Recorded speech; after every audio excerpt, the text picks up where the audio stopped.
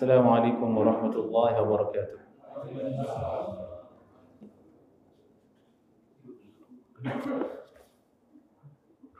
Innal hamdalillah nahmaduhu wa nasta'inuhu wa nastaghfiruh wa na'udzu billahi min shururi anfusina wa min sayyiati a'malina. Man yahdihillahu fala mudilla lahu wa man yudlil fala hadiya lahu. Ashhadu an la ilaha illallah wahdahu la sharika lahu. أشهد أن محمدا عبده ورسوله لا نبي ولا رسول بعده أما بعد قال الله تعالى يا أيها الذين آمنوا اتقوا الله حق تقاته ولا تموتن إلا وأنتم مسلمون. Lanjutan kajian kita dalam Sunan At-Tirmidzi, bab ma jaa fi bai'i juludil maitati wal asnam. Pembahasan tentang hukum jual beli kulit mayit, kulit bangkai, dan hukum jual beli berhala, patung berhala.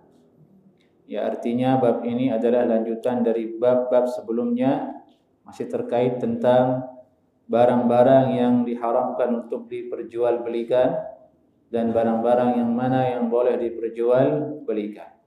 Sebelumnya kita membahas tentang larangan jual beli khamar. Kemudian kita membahas tentang bagaimana hukum orang meminum air susu dari peternak yang ada. Sekarang kita bahas masalah tentang hukum jual beli juludul maitah. Ini kulit dari bangkai, wal asnam, dan berhala. Qala haddatsana Qutaibah qala haddatsana Al-Laits an Yazid ibn Abi Habib an Atha ibn Abi Rabah an Jabir bin Abdullah annahu sami'a Rasulullah sallallahu alaihi wasallam 'am al-fath wa huwa bi Makkah yaqul inna Allah wa rasulahu harrama bai'al khamri wal maitati wal khinzir wal asnam. فقيل يا رسول الله أرأيت شحوم الميتة فإنه يطلى بها السفن ويدهن بها الجلود ويستصبح بها الناس قال لا هو حرام. ثم قال رسول الله صلى الله عليه وسلم عند ذلك قاتل الله اليهود إن الله حرم عليهم الشحوم فأجملوه ثم باعوه فأكلوا ثمنه. قال وفي الباب عن عمر وابن عباس قال أبو عيسى حديث جابر حديث حسن صحيح والعمل على هذا عند أهل العلم. Hadis ini jemaah singkatnya berasal dari Jabir bin Abdullah, dan hadis ini tidak hanya berasal dari Jabir, juga datang riwayatnya dari Umar, dari Abdullah bin Abbas, yakni 3 sahabat yang disebutkan oleh Imam Abu Isa At-Tirmidzi rahimahullahu taala. Adapun riwayat yang beliau bawakan adalah riwayat dari Jabir bin Abdullah radhiyallahu taala anhu. Sungguhnya beliau pernah mendengar Rasulullah sallallahu alaihi wasallam 'am al-fath, pada tahun Fath, yakni Fathu Makkah, kembalinya kaum muslimin dipimpin oleh Rasulullah sallallahu alaihi wasallam ke Makkah Al-Mukarramah untuk berhaji dan membuka Makkah, membebaskannya dari kufar Quraisy. Wa huwa bi Makkah, ketika itu Nabi sallallahu alaihi wasallam di Makkah. Ini untuk menguatkan kejadiannya adalah di Makkah. Yang riwayat yang tadi mengatakan 'am al-fath, kejadiannya pada tahun pembukaannya Makkah, didetailkan lagi wa huwa bi Makkah. Yani Nabi sallallahu alaihi wasallam ketika itu di Makkah. Kejadian kasus komunikasi ini ada di Makkah, bukan di tempat lainnya di tahun tersebut. Yaqul, Nabi sallallahu alaihi wasallam bersabda, "Inna Allaha wa rasulahu harrama bai'al khamri." Sungguhnya Allah dan Rasulnya telah mengharamkan jual beli khamr, wal maitati, dan mengharamkan jual beli bangkai. Ini yang dimaksud oleh Imam At-Tirmidzi dalil bahasannya ada di hadis ini. Dari itu beliau memberikan judul di awal tadi, hukum menjual beli kulit dari bangkai. Allah dan Rasulnya mengharamkan bangkai. Maka di bangkai itu ada yang masih bermanfaat, yaitu kulitnya. Maka haram juga hukumnya. Allah mengharamkannya, Allah mengharamkan juga untuk diperjualbelikan. Kecuali nanti bahasan tentang kulit yang didibal, yang bisa dimanfaatkan. Ini ada riwayat Nabi sallallahu alaihi wasallam melewati seekor bangkai kambing. Nah, kemudian Nabi bersabda, "Hala intafa'tum bijuludiha." Alangkah bagusnya jika kalian manfaatkan kulitnya dengan cara disamak, didibal. Nah, intinya adalah menjual belikannya, ini kulit bangkai adalah haram. Berdasarkan hadis ini, semua yang ada di bangkai itu haram untuk dimakan dan haram juga diperjualbelikan. Apa itu bangkai? Nah, ini kalimat al-maitatu ada di hadis, ada juga di ayat. Allah berfirman dalam surat Al-Quran, "Hurrimat alaikumul maitatu wad-dam." Ini Allah telah diharamkan atas kalian. Paling pertama disebut di situ al-maitatu, itu bangkai. Kata ulama, bangkai itu adalah semua binatang yang disembelih dengan tidak cara yang syar'i. Semua binatang yang disembelih tidak dengan cara yang syar'i, hukumnya menjadi apa? Bangkai jadinya. Misalnya ayam dipukul pakai palu kepalanya, mati. Ayam pada dasarnya halal dimakan, tapi karena cara untuk mendapatkan dagingnya tidak halal, jatuhnya menjadi haram. Karena jatuh statusnya menjadi bangkai. Paham toh? Ayam sudah mati duluan, lalu disembelih. Bagaimana hukumnya? Halal atau haram? Bagaimana statusnya? Bangkai namanya, kan mati duluan. Dia mati tanpa disembelih, walaupun dia ayam. Sembelihnya belakangan. Sudah statusnya bangkai, walaupun dia ayam. Ini hewan-hewan yang disyariatkan untuk disembelih. Bahimatul an'am yang halal dimakan, burung, kambing, ayam.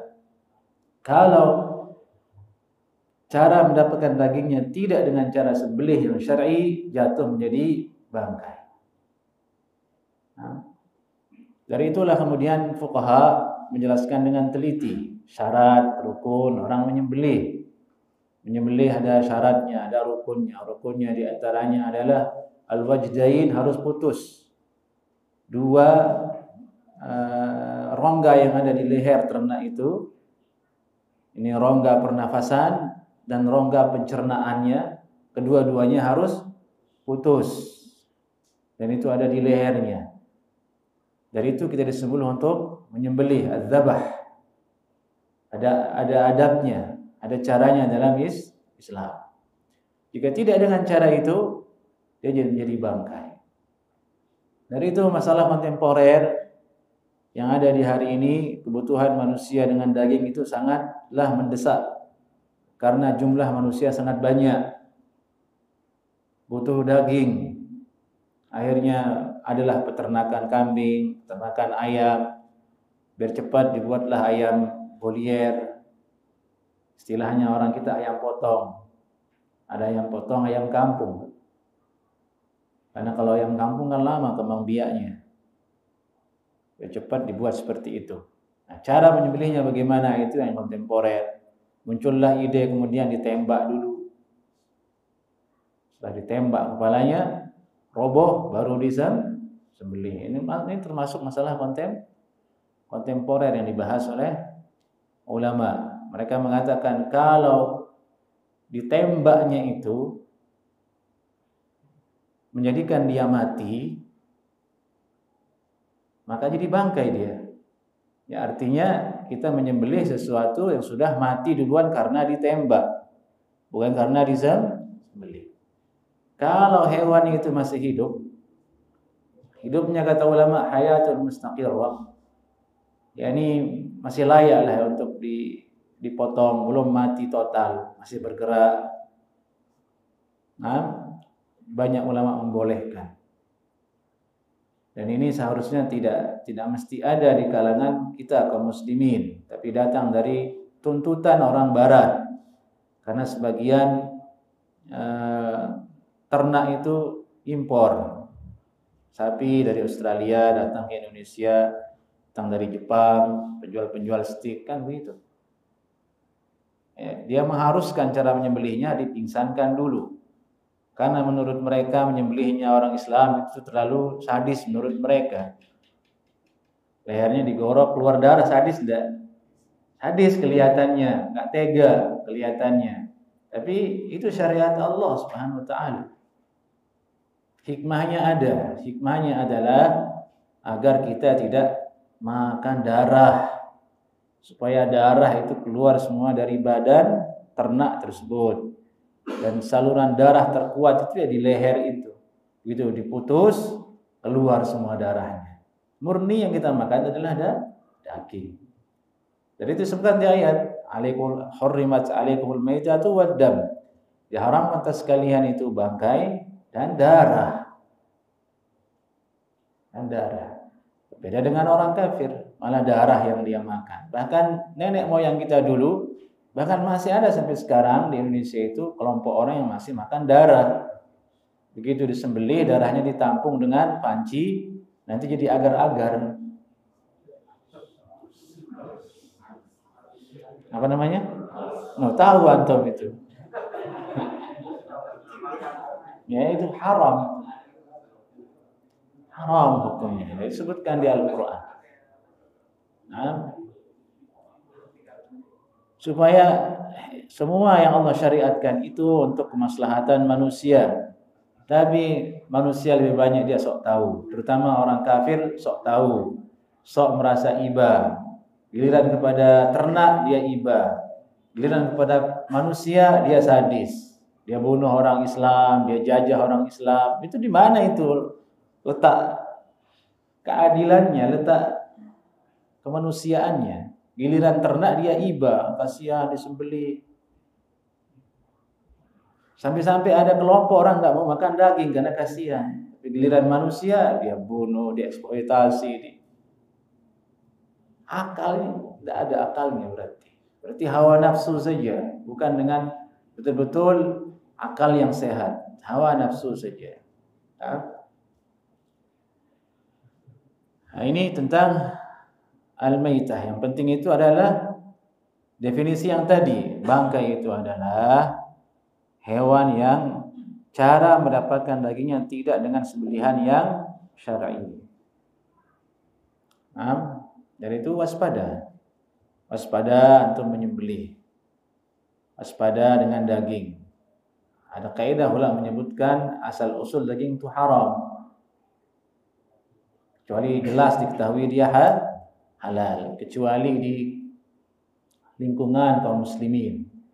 Seperti kita ya, insyaallah husnudzan halal, orangnya Islam, Muslim. Tapi kalau daging impor, wallahu a'lam, seperti wagyu atau daging-daging yang dijual di stik-stik yang sudah bentuknya dipotong-potong, wallahu a'lam. Wallahu a'lam, enggak tahu. Untuk ihtiyat paling bagus ya pelihara ayam kampung 1 2 3. Pengen makan ambil sembelih.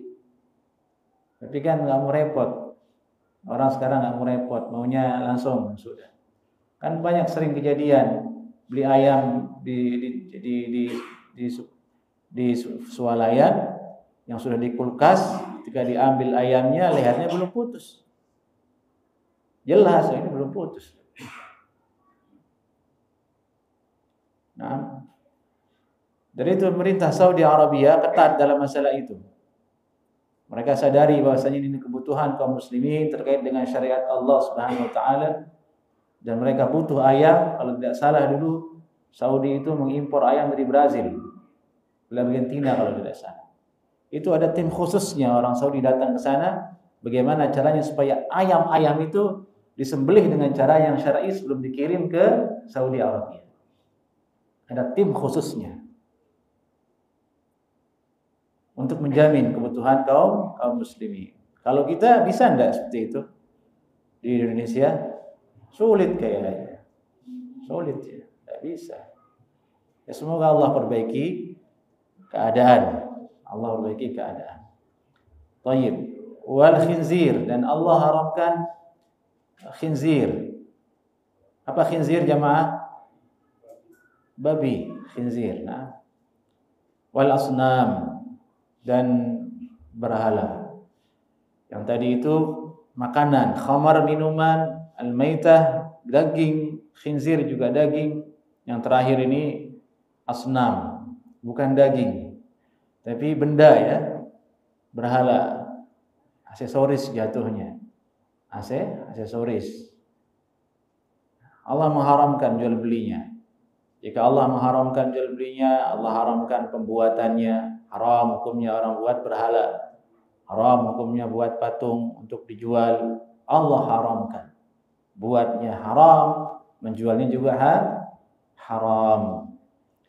Faqila ya Rasulullah, lalu ada yang bertanya ke Rasulullah sallallahu alaihi wasallam, "Ara'aita syuhumal maitati?" Yani engkau telah mengetahui tentunya ya Rasulullah, atau ajarkan kepada kami bagaimana hukumnya syuhumal maitati. Syuhum artinya gajih, yang putih-putih warnanya di daging, gajih ya namanya. Yang ada di tubuh ternak, syuhum itu gajihnya. Bagaimana, ajarkan kepada kami bagaimana hukumnya gajih dari bangkai. Fa innahu yutla bihas sufun, karena orang-orang menggunakannya untuk mengecat perahu-perahu mereka, dan digunakan juga untuk melumuri kulit-kulit mereka sebagai obat ketika musim dingin, karena kulit menjadi kering, diambil untuk menjadi vaselin. Wa yastasbihu bihan nas, dan dijadikan sebagai bahan dasar untuk minyaknya lentera. Berarti ada manfaatnya ini, gajih yang berwarna daging putih, gajih yang ada di daging bangkai tersebut, manfaatnya ada, disebutkan di hadis ini. Dijadikan sebagai cat, dijadikan sebagai untuk balsam di tubuh, atau dijadikan sebagai minyak untuk lentera mereka di zaman itu. Nabi bersabda, huwa haram, itu haram hukumnya. Ini haram dijual belikan. Ini pendapat yang pertama, yang mengatakan haram dimanfaatkan. Ini pendapat kedua dari ulama. Itu haram, tak boleh, karena berasal dari bangkai. Thumma qala Rasulullah sallallahu alaihi wasallam inda dzalik, beliau Rasulullah sallallahu bersabda ketika itu, qatalallahu al-yahud, Allah Subhanahu wa taala memerangi orang Yahudi, menghancurkan orang Yahudi. Semoga Allah hancurkan orang Yahudi. Innallaha harrama alaihim asy-syuhum, Allah telah haramkan atas mereka asy-syuhum, gajih, fa ajmalu, lalu mereka menjadikannya dia cair.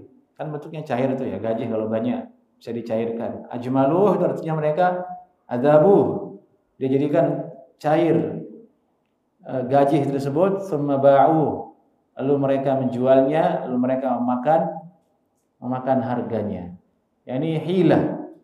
Yani mereka tahu bahwasanya syuhum itu diharamkan, tapi mereka ubah kemudian bentuknya. Mereka jual belikan tidak dalam keadaan utuh sebagai syuhum, tapi diubah dulu, yani menjadi minyak, baru dijual. Dalam keadaan cair baru dijual, bukan dalam keadaan masih utuh. Dia olah dulu menjadi cair, baru dia jual. Nah, Allah memurkai mereka atas perbuatan tersebut.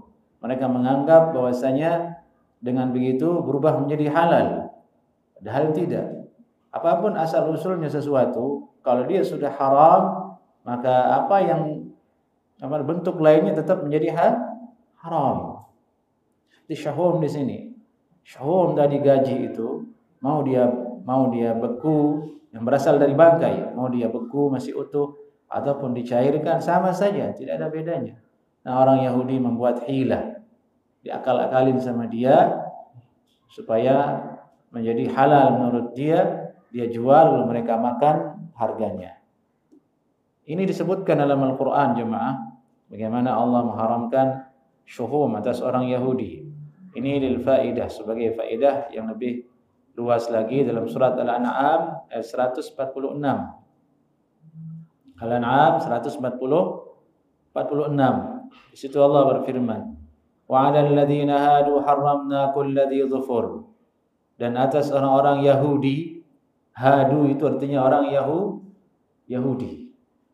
Orang-orang Yahudi, kami telah haramkan atas mereka kulli dzi dhufur. Yani setiap binatang yang memiliki dhufur, kuku. Kata ulama tafsir mengatakan ma laysa bimunfarijil asabi' minal bahaim wat thair. Yani binatang atau burung yang kakinya itu tidak terbelah. Tidak terbelah. Dicontohkan seperti kal ibil wan na'am, onta dan an-na'am. Na'am itu seperti kambing, sapi. Ini diharamkan atas orang Yahudi dulunya. Ayat ini turun karena mereka menyangka orang Yahudi bahwasanya tidak ada yang diharamkan atas mereka, satu apapun tidak ada yang diharamkan. Semua boleh kami makan. Itu pengakuan mereka. Tidak ada yang diharamkan. Tapi ternyata ada yang diharamkan oleh Allah atas mereka. Mereka sembunyikan, mereka langgar. Allah turunkan ayat ini. Wa 'alal ladzina hadu harramna kulli dzi dhufur wa minal baqari wal ghanami harramna 'alaihim syuhumahuma. Dan dari sapi dan kambing kami telah haramkan atas mereka syuhumahuma. Ini gajihnya itu. Nah, jadi orang Yahudi diharamkan makan gajih dulu.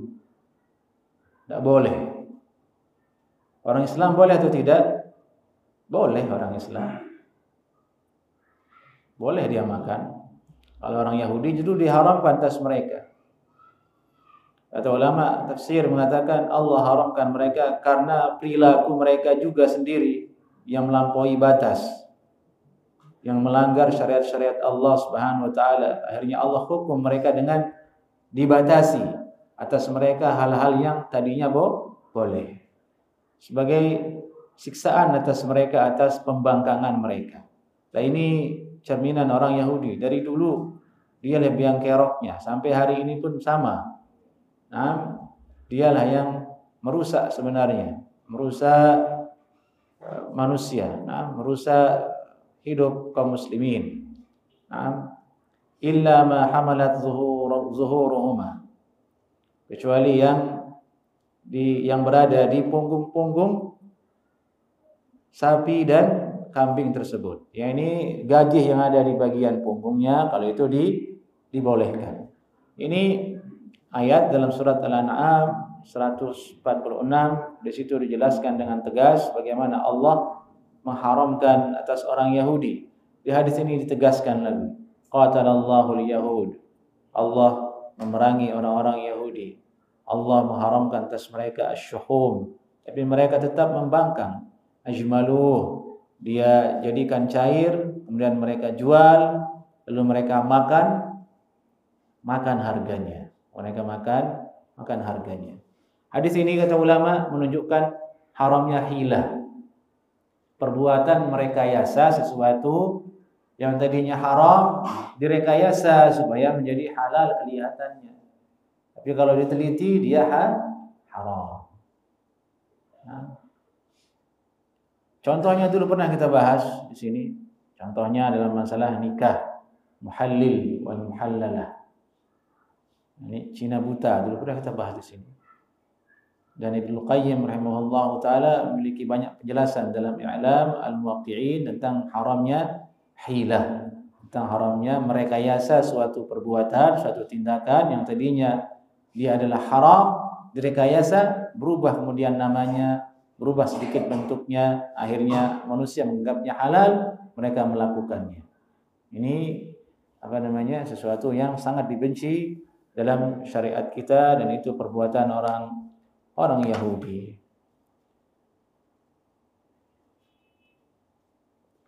Baik, kita lanjut ke hadis berikutnya. Babu ma jaa fi ar-ruju' ila al-hibah.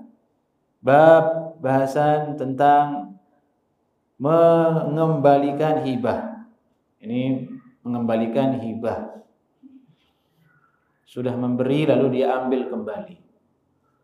Sudah memberi dia ambil kembali.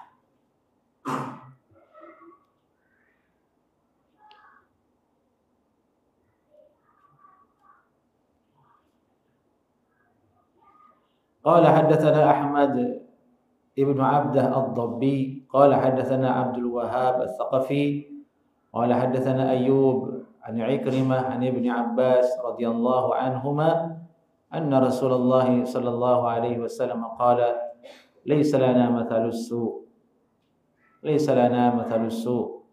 al-'aidu fi hibatihi kal kalbi ya'udu fi qai'ihi. Qala fil bab an Ibn Umar an Nabi sallallahu alaihi wasallam annahu qala la yahillu li ahadin an yu'tiya atiyatan fayarji'a fiha illa al-walida fima yu'ti waladahu. Hadis ini dari Abdullah bin Abbas radhiyallahu anhuma, sungguhnya Rasulullah sallallahu alaihi wasallam bersabda, "Laisa lana mathalus su'." Yani artinya tidak seyogyanya bagi kita orang-orang beriman bersifat dengan sifat yang buruk, bersifat dengan sifat yang jelek, bersifat dengan sifat yang rendah. Ini makna dari laisa lana mathalus su'. Tidak cocok, tidak layak bagi kami, kata Nabi sallallahu alaihi wasallam, sifat yang jelek, perumpamaan yang jelek disandarkan kepada diri kami. Kalau ada suatu perumpamaan lalu kami dikaitkan dengannya, sama sekali tidak ada jalan untuk mengaitkannya dengan kami. Laisa lana mathalus su'. Mathal itu artinya perumpamaan, as-su' artinya keburukan, perumpamaan yang buruk. Kalau seandainya dilontarkan ke Nabi, tidak ada jalan. Nabi sangat mulia akhlaknya. Artinya seorang beriman tidak layak, tidak sewianya memiliki akhlak yang buruk, memiliki kelakuan yang jelek, sehingga perumpamaan yang buruk layak disematkan kepada dia. Misalnya si maling kundang anak durhaka, itu kan mathalus su' namanya, perumpamaan yang jelek. Si maling kundang maksudnya apa? Anak durhaka. Tidak layak itu dilakukan oleh orang yang beriman. Ini makna laisa lana mathalus su'.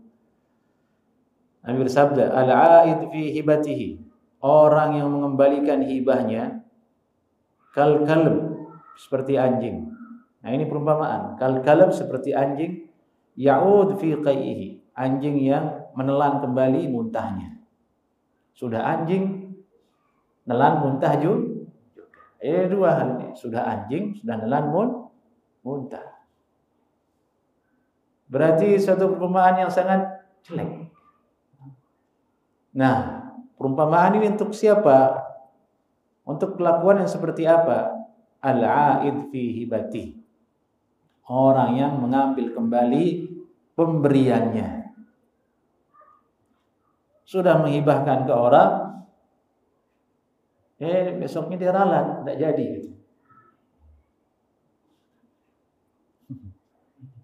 Tidak jadi gitu. Jadi jangan. Dari itu jangan memberi ketika Anda sedang terlalu senang. Orang yang terlalu senang itu lupa mempertimbangkan hal-hal yang semestinya tidak dia putuskan di saat itu, karena sedang terlena. Akhirnya dia putuskan, ya sudah, hibahkan saja. Begitu 2 hari, dia lihat di berita harganya naik. Astagfirullahaladzim. Nyesel saya hibahkan. Telepon. Nah jadi ya dihibahkan ini. Menurut info ini dia naik harganya. Baik. Jadi orang yang beriman, ada pesan lain di sini di balik itu, ya ini pertimbangkan sesuatu sebelum memutuskan. Memberi hibah itu suatu keputusan. Sebelum Anda lakukan itu, pertimbangkan supaya jangan jatuh kepada hal yang buruk, meralatnya, mengambilnya lagi. Jika itu Anda lakukan, Anda seperti anjing. Sudah anjing, menelan muntah lagi. Menelan muntah saja sudah buruk, sudah jelek, jorok, ditambah dengan anjing. Seperti itu perumpamannya.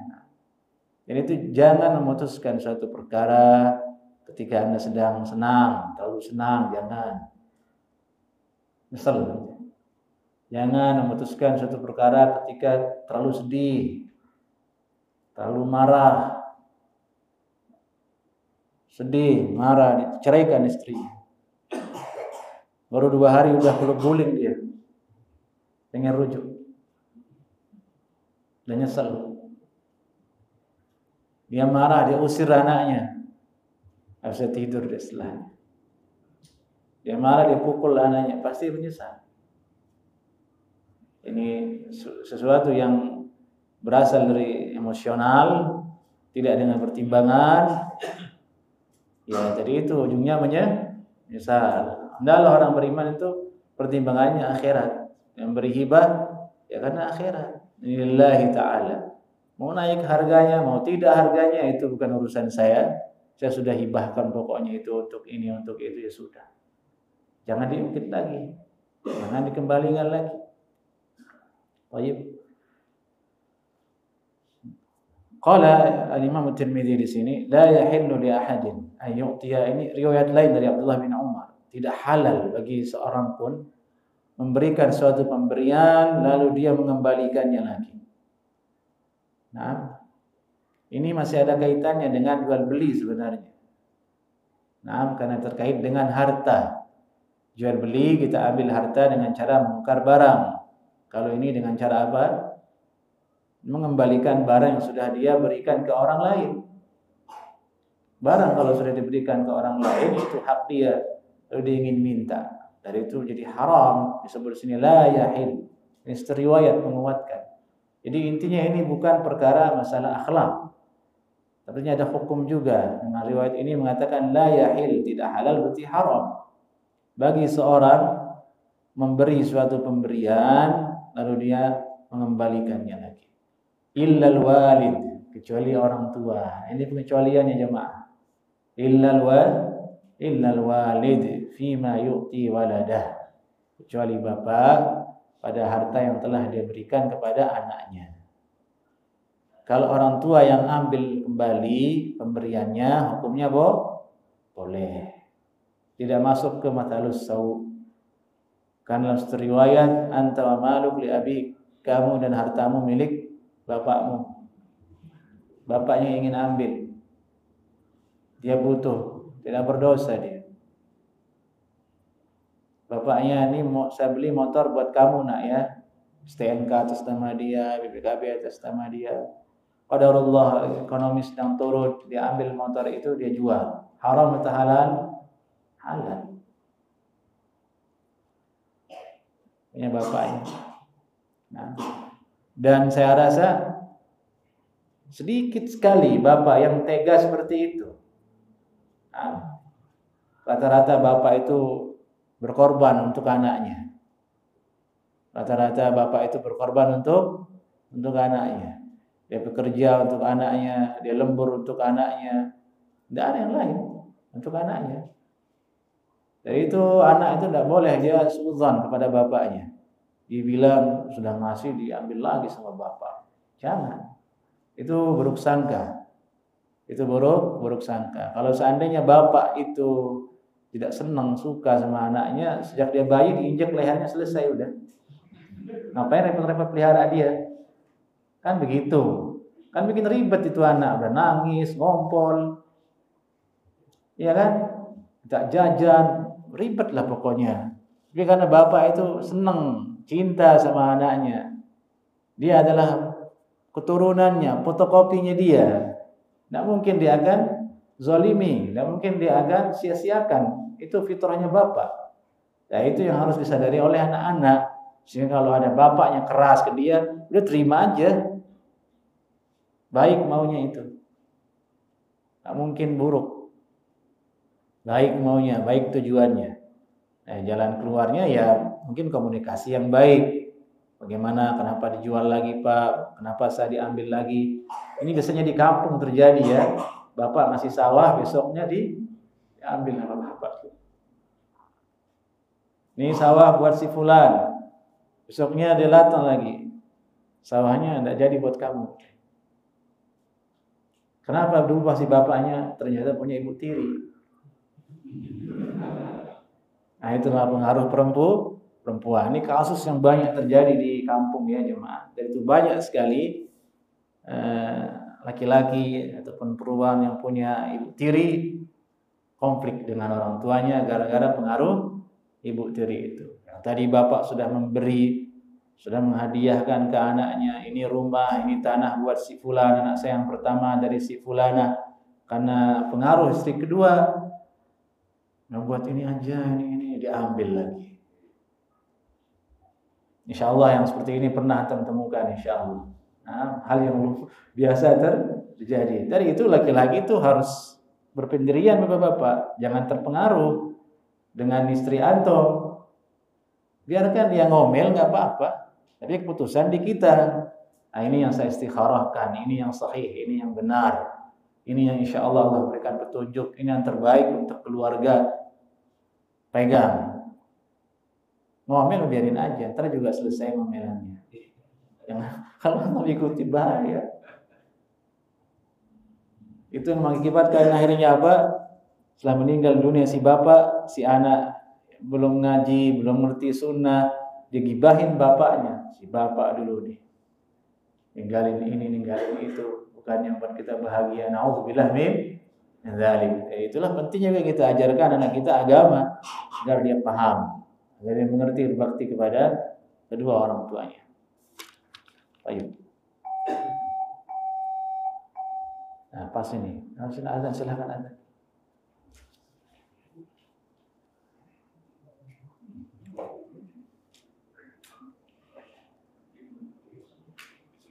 Nah.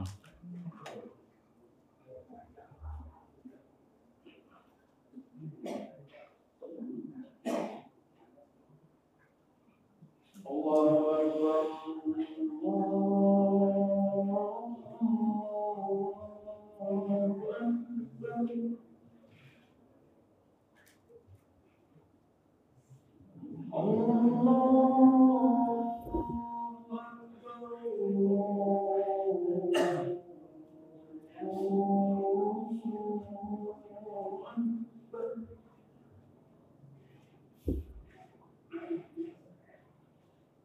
أشهد أن لا إله إلا الله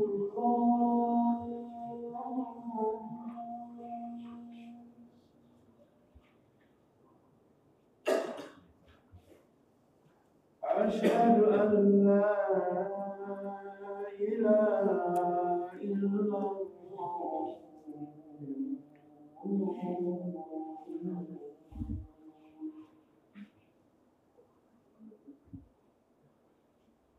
أشهد أن محمد رسول الله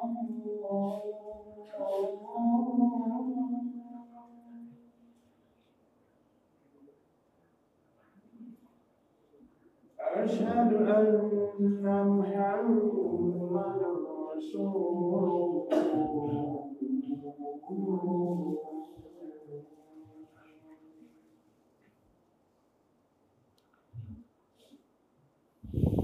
حي على الصلاة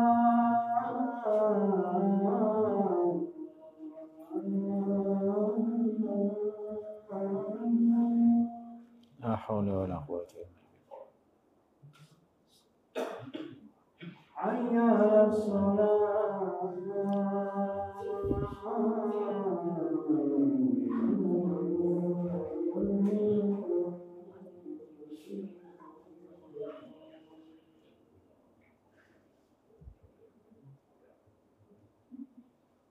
Hayya 'alal falah.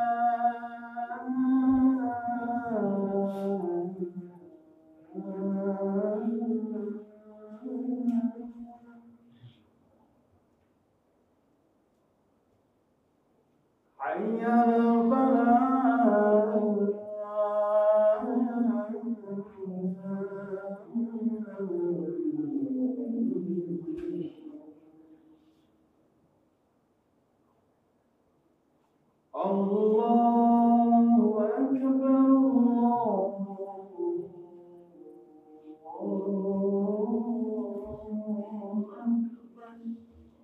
Allahu Akbar.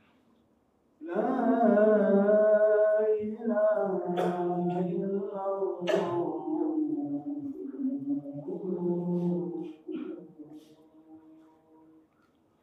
La ilaha illallah Muhammadur Rasulullah. اللهم رب هذه الدعوة التامة والصلاة القائمة آت محمد المشهد القائمة وبعث المقام المحمود الذي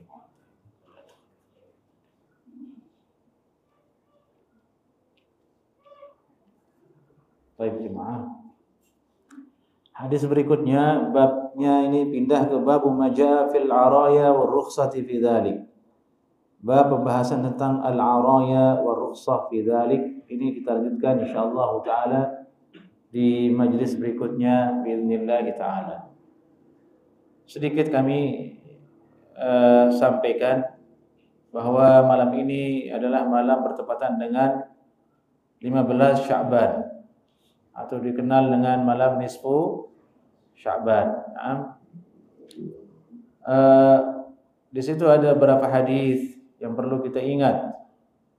Bahwasanya dia adalah hadis yang tidak kuat dijadikan hujjah dan dalil untuk merayakan nisfu Sya'ban, dan di situ juga ada hadis yang hasan yang terkait dengan nisfu Sya'ban.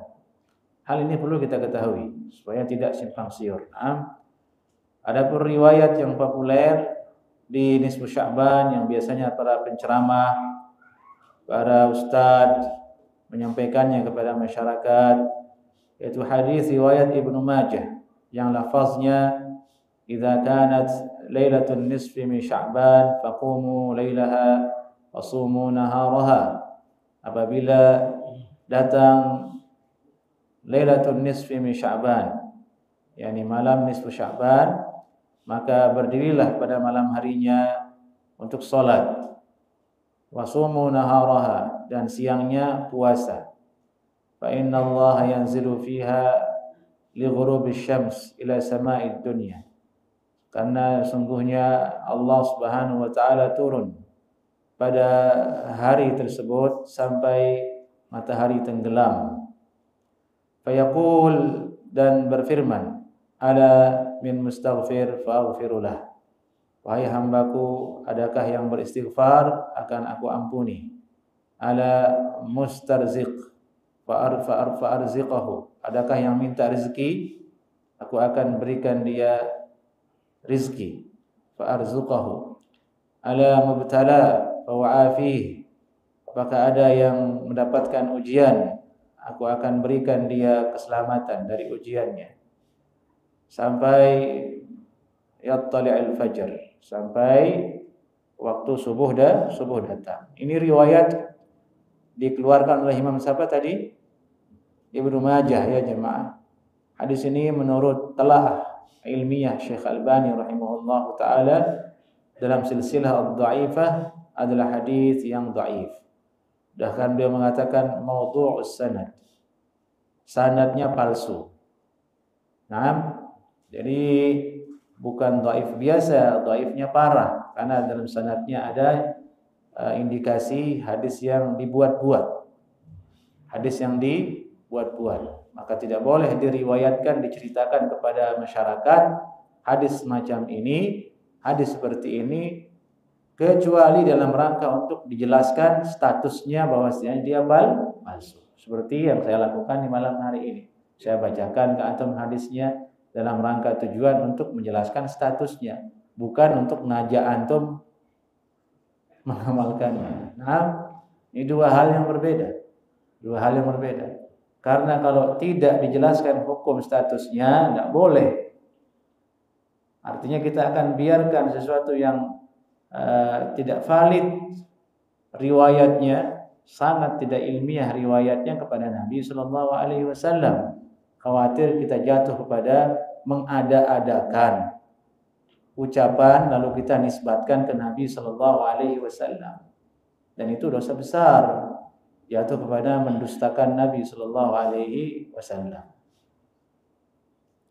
Baik, ini penting sekali karena hadis ini dikeluarkan oleh Ibnu Majah. Imam Ibnu Majah itu salah satu Ashabus Sunan namanya jemaah. Ashabus Sunan itu Kutubus Sittah, ada 6 pokok kitab hadis yang ada dalam Islam, di antaranya itu Ibnu Majah. Kalau orang yang belum belajar hadis dengan mendetail, dia kira hadis itu sahih kan ada di Ibnu Majah, padahal tidak. Di dalam Kutubus Sittah itu ada juga hadis yang palsu, dari itu ditelaah oleh ulama riwayat-riwayatnya. Kemudian ada hadis yang dia dinilai hasan terkait dengan nisfu Sya'ban, yaitu hadis yang berasal dari Abu Musa al-Asy'ari dan juga dikeluarkan oleh Imam Ibnu Majah dari Rasulullah SAW. Qala inna Allah la yattali'u fi lailatin nisfi min Sya'bana fayaghfiru li jami'i khalqihi illa li musyrikin aw munafiq, fi riwayah aw li musyahid. Sungguhnya Allah Subhanahu wa taala yattali. Tali itu artinya muncul. Bahkan dalam redaksi yang lain, yattali itu bisa artinya menelaah. Dari itu bahasa Indonesia menelaah itu diambil dari yattali tadi itu. Tala'a yattali'u, menelaah. Mirip-mirip kalimatnya. Apa arti menelaah? Mutalaah kalau bahasa kiai itu mutalaah. Ayo kita mutalaah dulu. Bahasa Indonesia ayo kita telaah dulu. Mutalaah, telaah. Apa artinya kalau bahasa Indonesia? Berarti maknanya mengkaji kan? Meneliti, dicek. Nah, itu kaitannya dengan kalimat yang ada di hadis itu. Innallaha la yattali' fi lailatin nisfi min Sya'ban. Allah itu mengecek keadaan hambanya di malam nisfu Sya'ban. Fayaghfir, maka Allah mengampunkan di jami'i khalqi, semua makhluknya, jin dan manusia. Diampunkan nih makhluk-makhluk yang memang pada dirinya ada kewajiban untuk ibadah, ahkamut taklif, yaitu jin dan manusia. Kalau malaikat mah tidak masuk kan. Di jami'i khalqi, diampunkan oleh Allah Subhanahu wa taala. Jadi ini malam ampunan. Nah, malam ampunan. Allah ampunkan semua hambanya. Tapi tidak ada dua yang tidak diampunkan oleh Allah. Illa lil musyrik, kecuali orang yang musyrik. Kecuali orang yang musyrik. Au musyahin, orang yang bersih tegang dengan saudaranya yang Islam. Ini syahna, ada ketegangan, ada pertengkaran, ada pertikaian. Ada dalam riwayat Ibnu Majah disebutkan kecuali yang munafik. Nah, musyrik atau munafik atau musyahin. Ini dua kelompok orang yang di malam itu tidak diampunkan oleh Allah Subhanahu wa taala. Ini dia satu-satunya hadis yang menurut penilaian para ulama ahli hadis, pakar hadis, sahih hadisnya. Di antaranya adalah Syekh Al-Albani rahimahullahu taala dalam kitabnya Silsilah Al-Ahadits As-Sahihah. Nah, ini keutamaan satu-satunya hadis yang menjelaskan keutamaan malam nisfu Sya'ban dalam hadis yang sahih. Baik. Kemudian itu tentang hadis yang perlu kita ingat, nah, yang artinya kalau ada penceramah ngomong Nabi bersabda, sudah tahu kuncinya, itu tidak sahih. Kalau ada ustaz berceramah yang disebut oleh hadis yang ini, oh hadisnya sahih. Ini kita bisa bedakan. Kita tidak kosong, tidak sembarang menerima hadis dari setiap orang yang menyampaikannya. Nah, yang kedua adalah lalu bagaimana hukum menghidupkan malam itu? Seperti yang tradisi yang terjadi di kita. Ya jujur saja itu amalan tidak pernah diamalkan di zaman salaf. Nah, tidak di zamannya Nabi, tidak di zamannya salafus saleh, tidak di zamannya Abu Bakar As-Siddiq radhiyallahu taala anhu, Umar, Utsman, Ali, nah, bahkan Imam Syafi'i rahimahullahu taala. Ya itulah berarti keberagamaan yang benar, keberagamaan yang sahih. Tujuannya apa sebenarnya hal itu tidak ada di zaman salaf dulu? Karena sebenarnya syariat kita itu mudah jamaah. Nah, tidak ingin memberatkan umatnya. Nah, kalau seandainya ditegaskan, dilakukan hal semacam itu akan terlalu banyak acara-acara yang akan bisa dilakukan dan dibuat-buat. Nah, akan muncul inovasi-inovasi baru. Nggak ada henti-hentinya. Akhirnya jadi susah siapa? Kita yang susah. Karena yang paling populer itu nisfu Sya'ban, nanti ada Maulid, nanti ada Isra Mi'raj, nanti ada banyak jadinya. Nanti ada yang muncul lagi kalau gitu kita tambah dengan haul. Nambah lagi. Nanti kita tambah. Silakan saja buat semaunya kalau begitu. Akhirnya berat buat umat. Dari itu di zaman Nabi itu tidak ada. Din itu mudah. Din itu mudah. Nabi itu mencontohkan. Ini contoh lainnya betapa mudahnya itu syariat. Nabi itu kalau selesai sholat, astagfirullah 3 kali.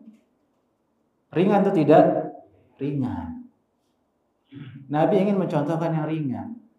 Kalau seandainya Nabi contohin itu selesai sholat, Allahumma anta rabbi la ilaha illa anta khalaqtani 3 kali, berat tidak?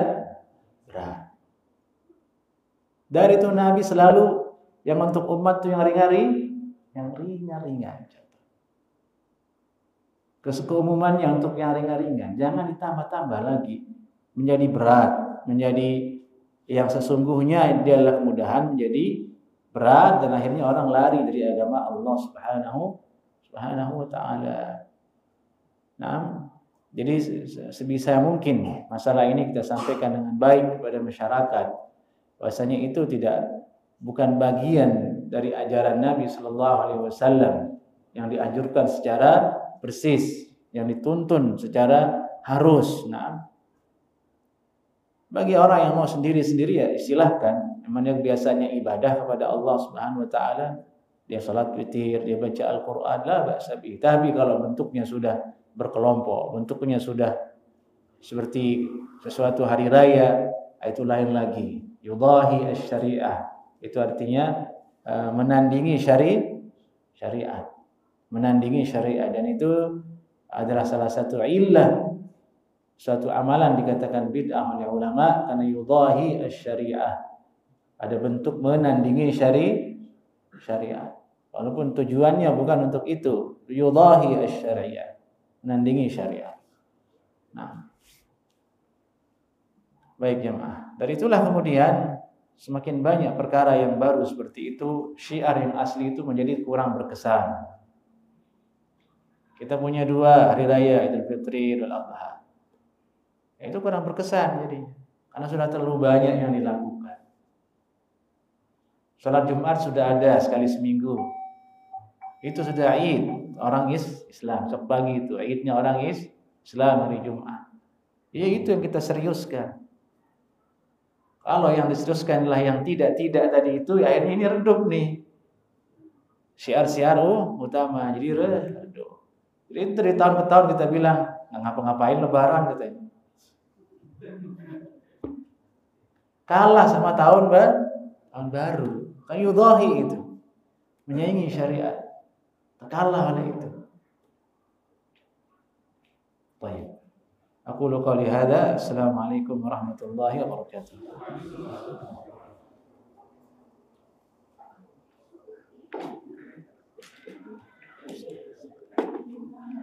الله أكبر الله أكبر أشهد أن لا إله إلا الله